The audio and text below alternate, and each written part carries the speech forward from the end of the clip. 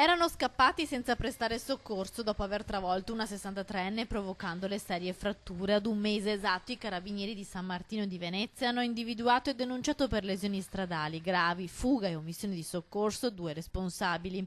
Sono un 73enne e un 47enne residenti entrambi a Padova. L'incidente era avvenuto lo scorso 17 marzo a Porto Viro nel centro di Polesella in provincia di Rovigo durante il tradizionale mercato dell'antiquariato.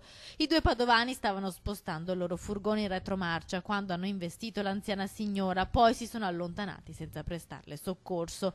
La donna è stata portata d'urgenza al pronto soccorso dell'ospedale di Rovigo. I medici le hanno riscontrato contusioni al torace, numerose fratture su tutto il corpo e una contusione facciale.